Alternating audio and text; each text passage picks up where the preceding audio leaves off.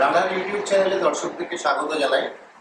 আজকের আমরা যে নাগরিকত্ব আইন এবং নাগরিকত্ব সংশোধনী আইন 2019 নিয়ে যে বিতর্ক চলছে এবং এনআরসি এনপিআর সিএ যে ইস্যু আজকের যে চলতি লোকসভা নির্বাচনেও এক প্রধান ইস্যু হিসেবে সামনে উঠে আসছে, সেই বিষয় নিয়ে আমরা আজকে দর্শকদের সামনে এক আলোচনা তুলে ধরব।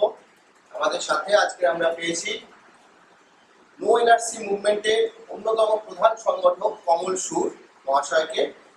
নো এনআরসি মুভমেন্টের বিষয়ে দর্শকরা আপনারা জানেন যে গত 2019 সালে সিএএ যে নাগরিকত্ব সংশোধনী আইন পাশ হওয়ার পর গোটা পশ্চিমবাংলা জুড়ে যে গণ আন্দোলন ফেটে পড়েছিল, সেই আন্দোলনের পুরোভাগে ছিল নো এনআরসি মুভমেন্ট।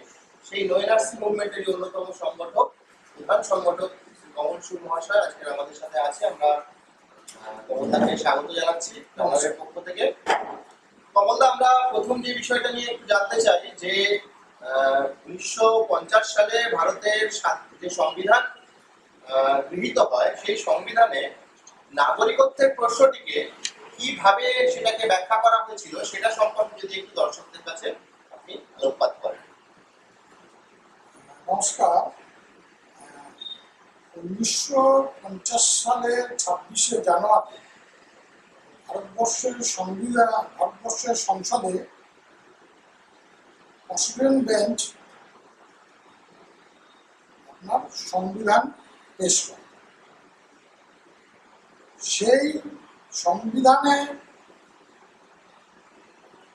পার্ট 2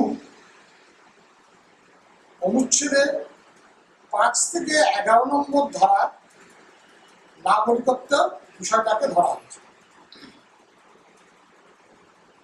আসলে 5 নম্বর ধারা স্পষ্ট করে যেটা বলা আছে যে 1950 সালের 26শে জানুয়ারি এবং তারপরে ভারতের সীমানার মধ্যে যারা বসবাস করে তারা ভারতবর্ষের নাগরিক। যারা ভারতবর্ষে জন্মাবে তারা ভারতবর্ষের নাগরিক। যাদের বাবা মা ভারতবর্ষে জন্মগ্রহণ করেছে তাদের সন্তানেরা ভারতবর্ষের নাগরিক। আর 1950 সালের 26শে জানুয়ারি আগে পরপর 5 বছর যারা ভারত সীমানার মধ্যে, নতুন ভারতের সীমানার মধ্যে বসবাস করত তারা ভারতবর্ষের নাগরিক। এই যে নাগরিকত্বের প্রশ্নটাকে সংবিধান রেখেছে, উপরে লেখা আছে সিটিজেনশিপ।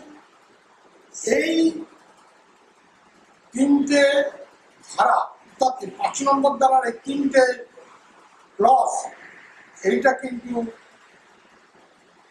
স্বতঃসিদ্ধ এবং নিরঙ্কুশ, প্রশ্নাতীত। এইখানে কিন্তু কোথাও ভারতবর্ষে স্বাধীন হওয়ার পরে যারা ভারতবর্ষের নাগরিক তাদেরকে নাগরিকত্ব প্রমাণ দেওয়ার কথা বা রেজিস্ট্রি করার কথা বা অন্য কোনো বিষয় এইখানে গোটা সংবিধানে বা এখানে কোথাও কোনো উল্লেখ নেই। ভারতবর্ষের নাগরিকত্ব আইন এখানেই শেষ হয়ে যেতে পারত যদি ভারতবর্ষ ভাগ না হতো। ভারতবর্ষ যেহেতু ভাগ হয়েছে, তারপরে সেই কারণে 6 নম্বর ধারা খুব সুস্পষ্টভাবে বলা হয়েছে অবিভক্ত ভারতে যারা অবিভক্ত ভারত থেকে, অবিভক্ত ভারত বলতে 1935 সালের ভারত শাসন আইনের অধীনস্থ যে ভারত ছিল সেই অবিভক্ত ভারতের কথা বলা হয়েছে। যারা ভারতে এসে, নতুন ভারতে এসে বসবাস করবে তাদেরকে বলা হচ্ছে ভারতবর্ষের স্বাভাবিক নাগরিক বা deemed to be a citizen of India. এক্ষেত্রে বলা হচ্ছে 1948 সালের 19শে জুলাইয়ের আগে যারা পূর্বতন পাকিস্তান, অধুনা বাংলাদেশ, তখন তো বাংলাদেশ ছিল না, মানে পূর্বতন পাকিস্তান থেকে যারা ভারতবর্ষে 1948 সালের 19শে জুলাইয়ের আগে এসছে, তারা অর্ডিনারি রেসিডেন্ট হিসাবে স্বাভাবিক নাগরিক, অর্থাৎ ওই 5 নম্বর ধারায় যা বলা আছে। কিন্তু 1948 সালের 19শে জুলাইয়ের পরে যারা নতুন ভারতে এসে বসবাস করতে চাইবে, তাদেরকে ভারতে এসে 6 মাস বসবাস করে তারপর যদি তারা মনস্থির করে ভারতবর্ষে তারা স্থায়ীভাবে বসবাস করবে, তাহলে জেলা আধিকারিক বা তার অধীনস্থ বা তার নমিনেটেড কোন অফিসারের কাছে নাগরিকত্ব রেজিস্ট্রেশন করে তারা নাগরিকত্ব অর্জন করে। এবং এই দুটো হচ্ছে মেইন বা মূল নাগরিকত্ব আইন ভারতবর্ষের সংবিধান। এরপরে 7, 8 এগুলো আছে, 7, 8, 9, 10, 11 পর্যন্ত বলেছি। সেখানটায় ওই কেউ বিদেশি কাউকে বিয়ে করলে বা কোনো মাইনর থাকলে কি হবে সেগুলো বিরাট হয়ে যাবে, সেই বিষয়ে আসছি না। আমি সরাসরি 11 নম্বরে চলে যাচ্ছি। 11 নম্বর ধারায় বলা হয়েছে যে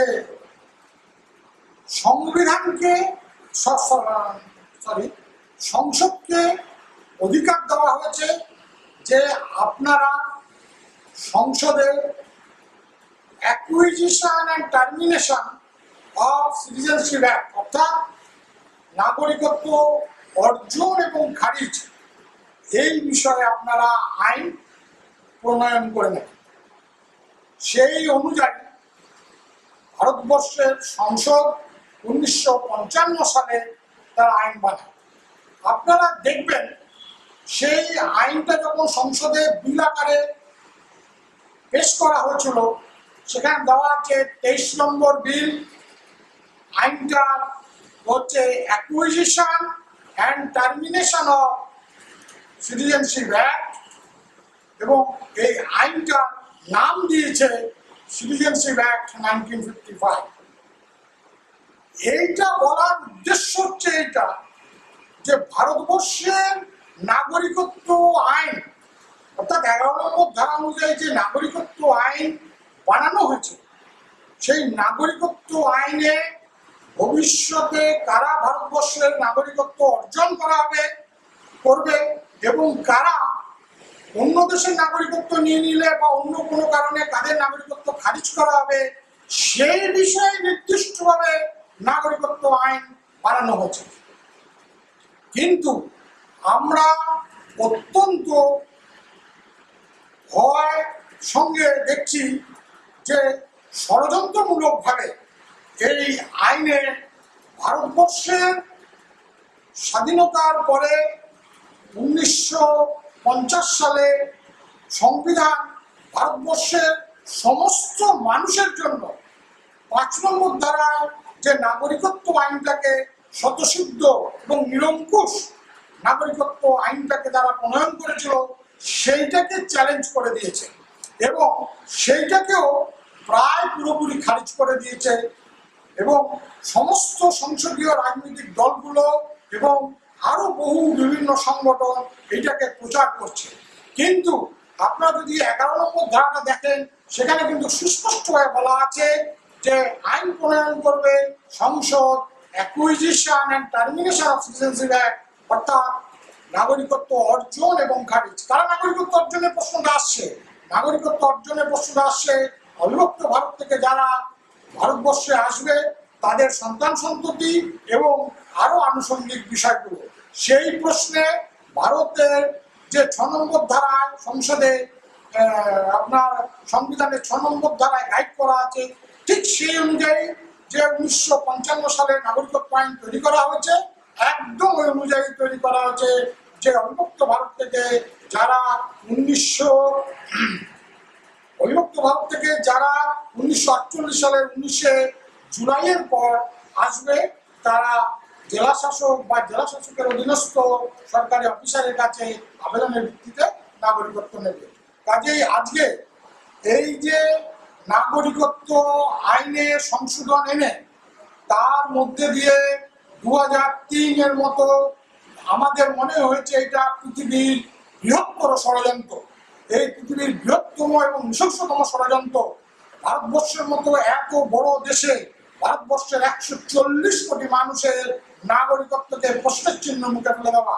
অর্থাৎ এখানে বলা হয়েছে যে ভারতবর্ষে 100% মানুষকে তার পারিবারিক তথ্য দিয়ে এনপিআর এ বাধ্যতামূলক নাম রেজিস্ট্রেশন করে সরকারের মনোনীতভাবে এনআরসিতে নাম তুলে পুনরায় নাগরিকত্ব আপনার রেজিস্ট্রেশন করে নাগরিকত্ব অর্জন করতে হবে।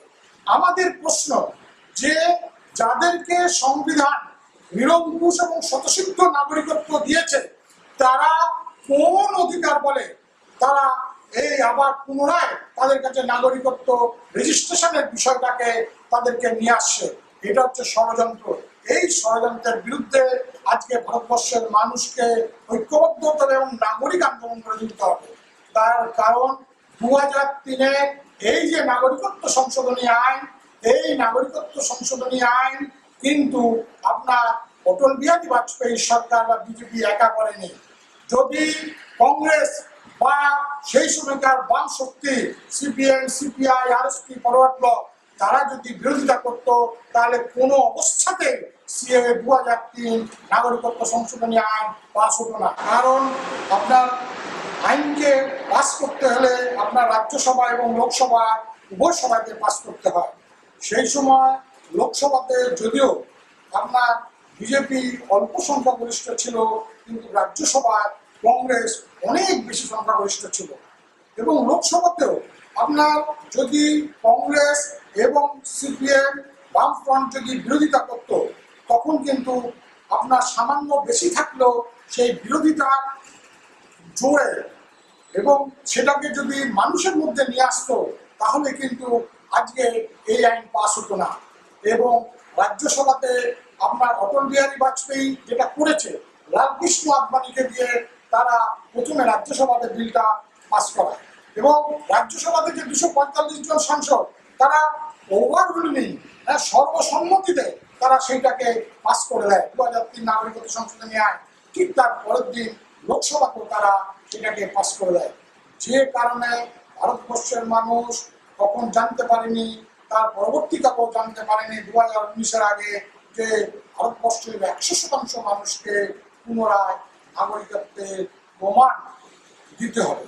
এবং এই নাগরিকত্বের প্রমাণ দেওয়ার বিষয়টাই আসলে নাগরিক এবং বেনাগরিক এতে বিভাজন করা এবং কোটি কোটি মানুষকে বেনাগরিক করার পরিকল্পনা। সেই সময় পশ্চিমবঙ্গ থেকে আপনার তাবড় নেতারা আপনার সংসদে সাংসদ ছিল। সোমনাথ চ্যাটার্জি সেই সময় আপনার সংসদে সাংসদ ছিল। ইন্দ্রজিৎ গুপ্ত সাংসদ ছিলেন। আপনার অধীর চৌধুরী সাংসদ ছিল। শ্রমিক লাহিড়ী বর্তমান সিপিএম দক্ষিণ 24 পরগনা জেলা সম্পাদক সাংসদ ছিল। অলোকেশ দাস সাংসদ ছিল। আরো এইরকম সমস্ত মানে এটা কখনোই হতো। মমতা ব্যানার্জি সাংসদ ছিলেন। আসলে এটা কখনোই বলা যাবে না যে এরা সাংসদ ছিল না, কিংবা বলা যাবে না যে এরা আইনটা বুঝতে পারেনি। আসলে অত্যন্ত জেনে বুঝে তারা এই আইনটাকে তারা করেছে এবং ভারতবর্ষের সংবিধানের নিরঙ্কুশ স্বতঃসিদ্ধ নাগরিকত্বের অধিকারকে তারা খর্ব করে তারা ভারতবর্ষের 100% মানুষের নাগরিকত্বকে পুনরায় তারা অর্জনের জায়গায় নিয়ে গেছে। যেটা অধিকার ছিল সেটা অর্জনের জায়গায় নিয়ে গেছে। এটাই হচ্ছে আজকে ভয়ঙ্কর এবং ট্র্যাজেডি। যার জন্য বলেছি যে পৃথিবীর বৃহত্তর এবং নৃশংস ষড়যন্ত্র। আপনারা ভাবুন, যেখানটায় অ্যাকুইজিশন অর্থাৎ নাগরিকত্ব অর্জনের বিষয়টা ছিল অবিভক্ত ভারত থেকে যারা আসবে সেটার সংখ্যাটা 1 থেকে 1.5%, সেখানটায় আজকে 100%, অর্থাৎ ভারতবর্ষে যদি আজকে 138 কোটি বা 40 কোটি মানুষ থাকে, 138 কোটি মানুষকে এনপিআর এ নাম নথিভুক্ত করতে হবে এবং সেখান থেকে সরকারের মন মতো এনআরসিতে তারা নাম তুলবে। অর্থাৎ ভারতবর্ষের কোটি কোটি যারা স্বতঃসিদ্ধ এবং নিরঙ্কুশ নাগরিক ছিল সেই রকমও কোটি কোটি মানুষও তারা নাগরিক হবে। এই নাগরিকত্ব সংশোধনী আইনের লক্ষ্য কিন্তু অবিভক্ত ভারতের নাগরিকরা নয়। এই নাগরিকত্ব সংশোধনী আইনের মূল লক্ষ্য হচ্ছে ভারতবর্ষের আপামর জনসাধারণ যারা সাংবিধানিক ভাবে যারা স্বীকৃত সাংবিধানিক অধিকারে যারা নাগরিক তারা, কারণ জল, জমি, জঙ্গল, সমুদ্রের কিনারা, পাহাড়, চাষের জমি, এই সমস্ত কিছু হচ্ছে আজকে তাদের হাতে। কাজে এগুলোর দিকে কর্পোরেটের নজর। এবং আপনারা যদি 2003-এর পর থেকেই দেখবেন যে ভারতবর্ষে জল, জমি, জঙ্গল, সমুদ্র নদীর কিনারা, পাহাড় পর্বত এসব লুট এবং মানুষের উপর অত্যাচার শুরু হয়েছে, তারপর থেকে মানুষের নাগরিকত্বকে অনিশ্চিত করে দেওয়ার একটা ষড়যন্ত্র। এটা হচ্ছে পৃথিবীর বৃহত্তম ষড়যন্ত্র, নৃশংস ষড়যন্ত্র। একটা জিনিস কমলদা জানতে চাইছিলাম, ধরুন যে কোনো আইন, আমাদের দেশে প্রচুর আইন আছে, আইনগুলো বিভিন্ন সময় তার সেগুলো অ্যামেন্ডমেন্টও হয়েছে। একইভাবে এই যে সিটিজেনশিপ অ্যাক্ট 1955, এটাও ধরুন 65-তে অ্যামেন্ডমেন্ট হয়েছে, তারপরেও বহুবার অ্যামেন্ডমেন্ট হয়েছে। এবং যদি দেখেন যে 85-তে এটা একটা গুরুত্বপূর্ণ অ্যামেন্ডমেন্ট হয়, যেটা ধরুন রাজীব গান্ধীর যে আসাম চুক্তি সেটাকে ইনকর্পোরেট করে যে অ্যামেন্ডমেন্টটা আসে, বা তারপরে 86 সালে আবার ধরুন একটা অ্যামেন্ডমেন্ট আসে, তারপর 2003-এ আসে।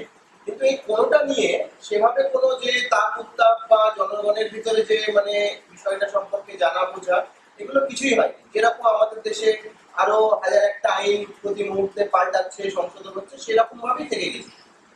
2019 সালে কি হলো, যেটার কারণে হচ্ছে যে এই বিষয়টা নিয়ে এই যে সিটিজেনশিপ অ্যাক্ট বা এই যে তার যে অ্যামেন্ডমেন্ট, এটা নিয়ে চর্চা শুরু হলো এবং সেই চর্চা করতে করতে আমরা হচ্ছে পিছন দিকে কবর করতে শুরু করলাম।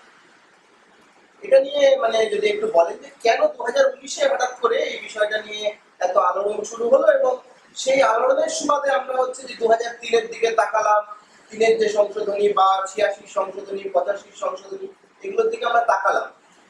কেন 2019-এ হঠাৎ করে এটাতে কি এমন মানে পরিবর্তন হলো, বা কেন এটা হচ্ছে যে এই আলোড়নটা শুরু হলো? আসলে 2019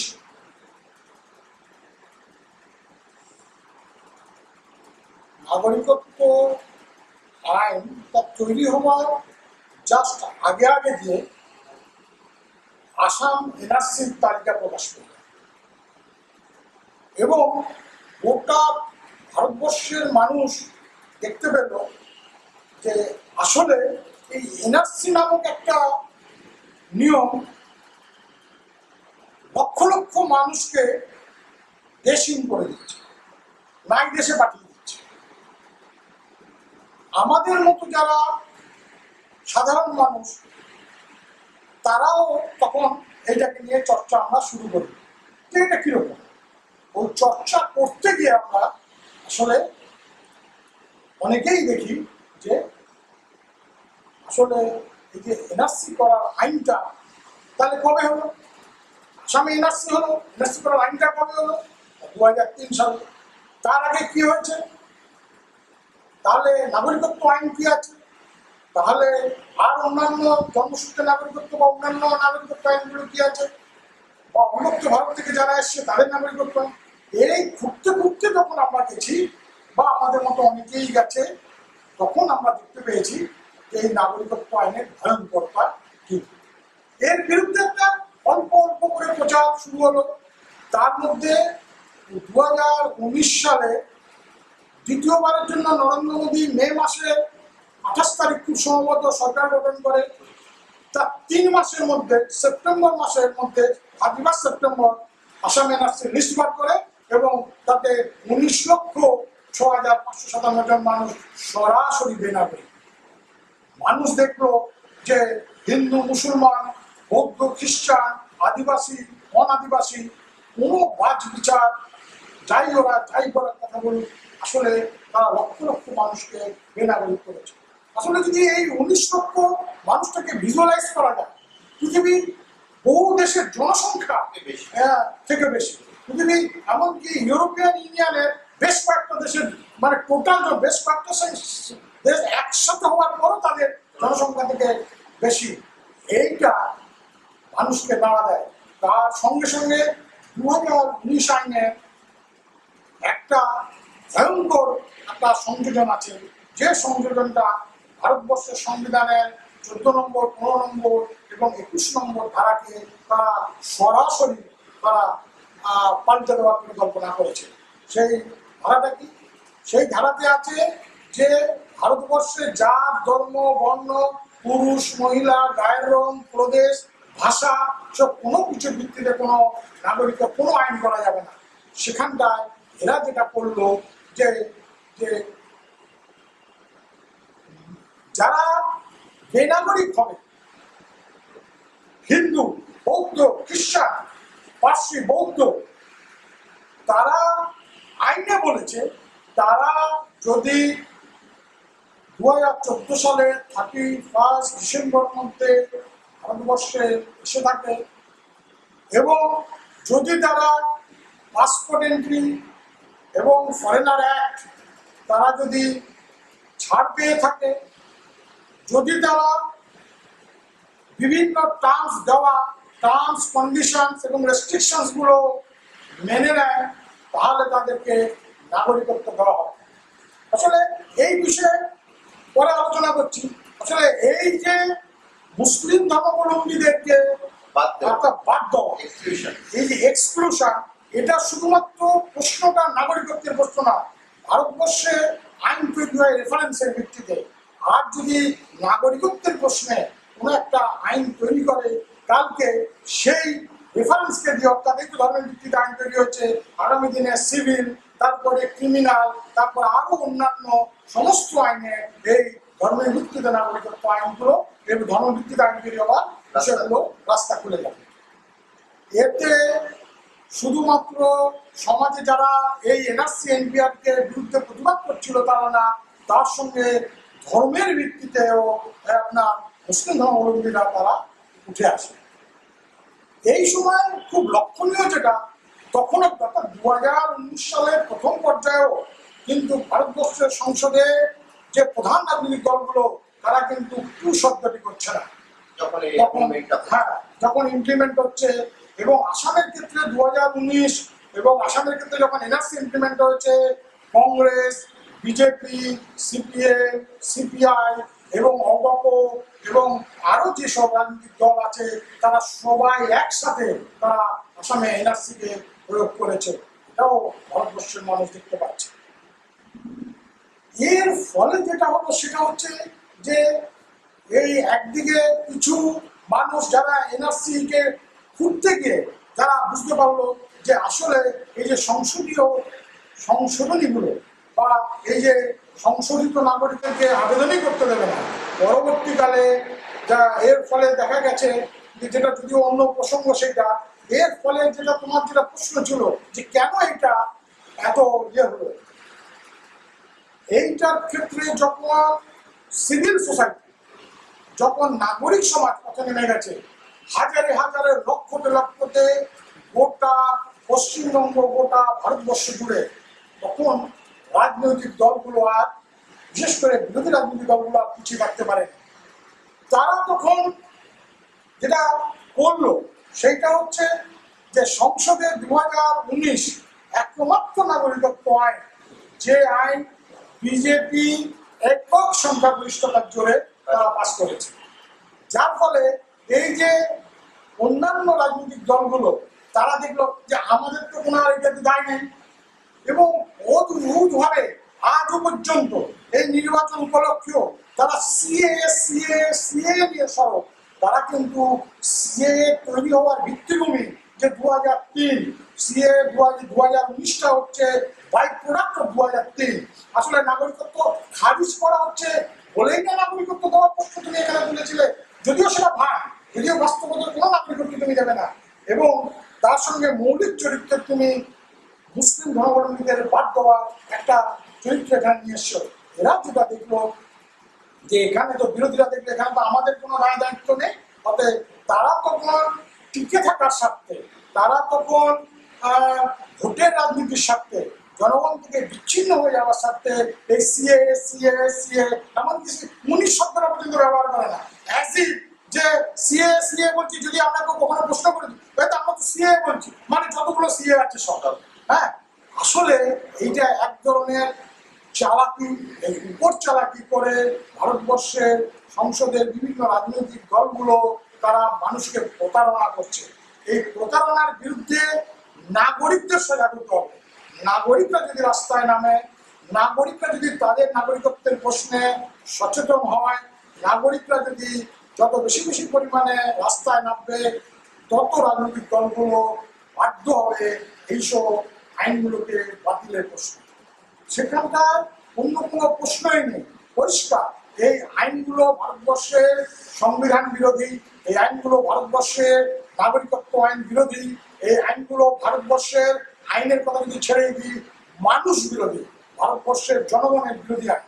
এই আইনগুলোকে বাতিল করতে হবে। কিন্তু ছোট বিষয় জানতে চাইবো, মানে ধরুন একটা হচ্ছে আমাদের দেশের সংবিধান, আর একটা হচ্ছে সংসদ দ্বারা পাশ করা একটা আইন বা সেই আইনের সংশোধনী।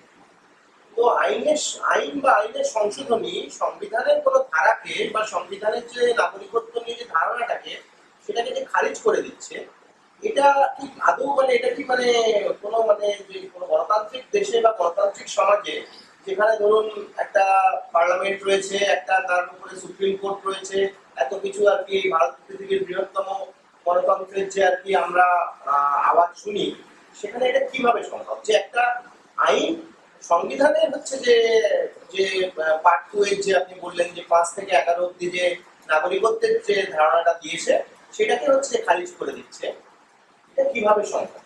আসলে আমাদের দেশে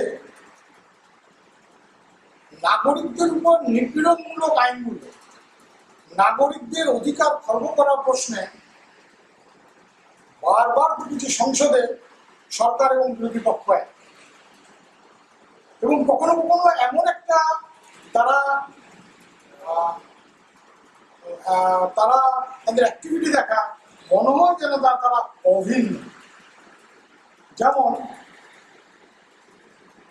সংসদে, যদিও সংবিধানও সংসদে পাস করতে হচ্ছে, সংবিধানও সংসদে পাস হচ্ছে, কিন্তু যখন সংবিধানের 5 নম্বরের স্বতঃসিদ্ধ এবং নিরঙ্কুশ অধিকারকে সিএ 1986 দিয়ে খর্ব করা হচ্ছে, তখন সংসদের যে বিরোধী রাজনৈতিক দলগুলো,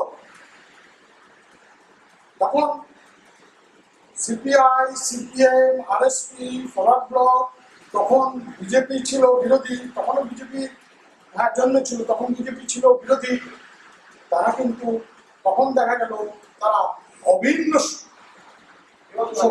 ধরুন সুপ্রিম কোর্ট তারাও কখনো এই বিষয়টাকে যে হস্তক্ষেপ করা স্বতঃপ্রণোদিত ভাবে এরকম। হ্যাঁ, এবারে মজার ব্যাপার হচ্ছে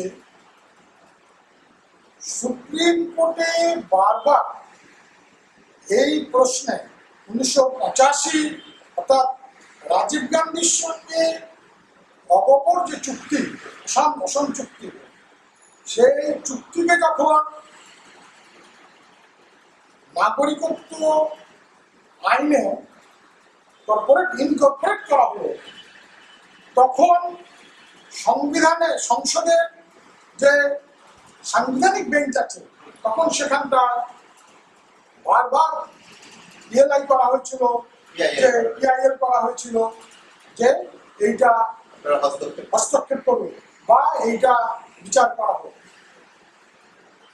সেই আইন প্রয়োগ হয়ে 19,06,000-কে বেনাগরিক করে দিল। আজ অব্দি তার প্রথম হিয়ারিংটা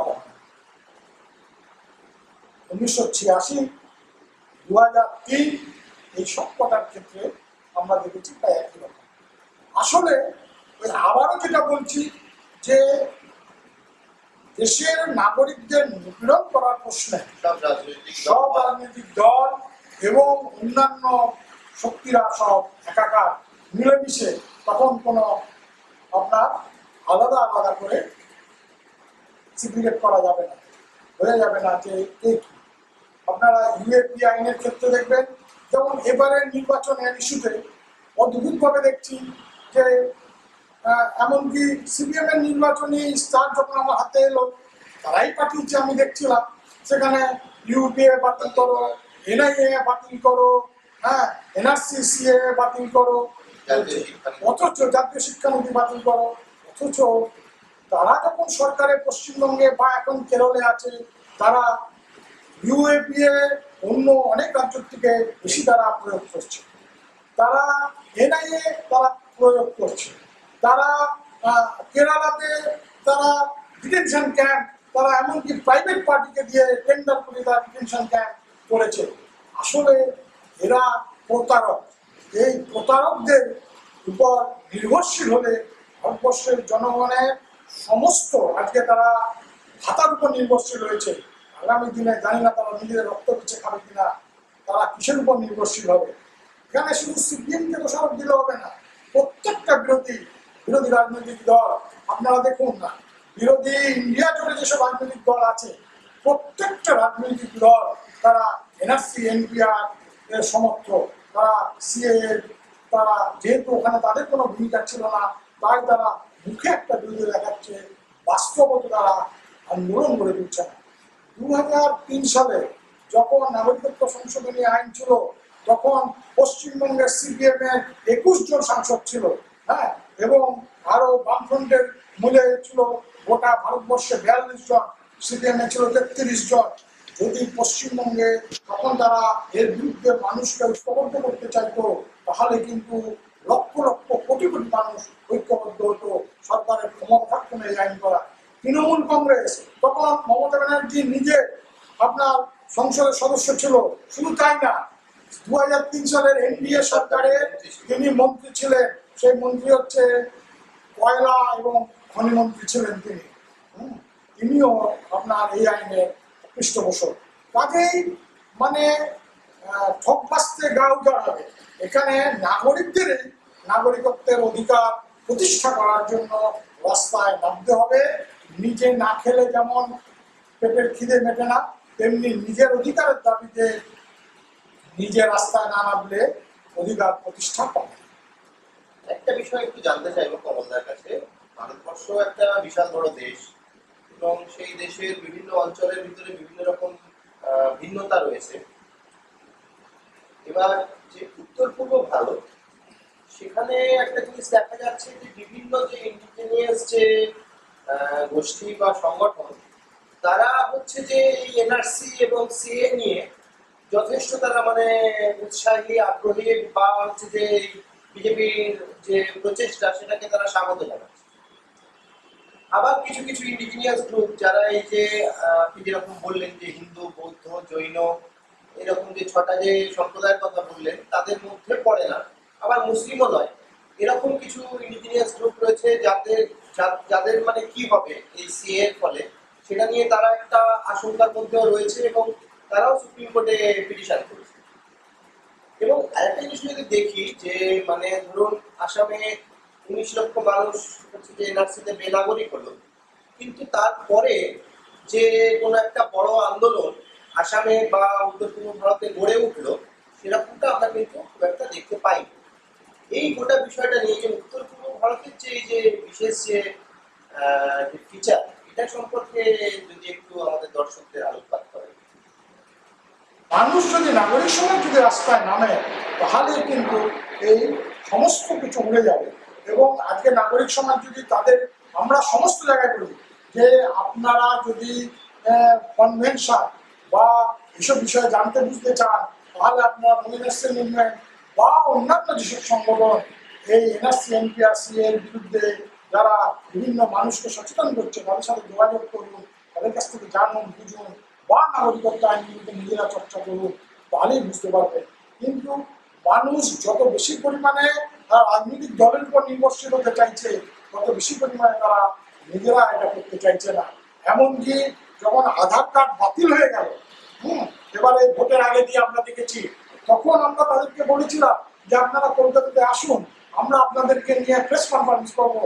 তারা ভয় আসতে চায়নি, তারা বলেন যে ওই বিজেপি, ওই তৃণমূল, ওই সিপিএম এর কাছে গেছে এবং তখনকার মতো সামনে ভোট, তারা একটা ধামাচাপা দিয়েছে।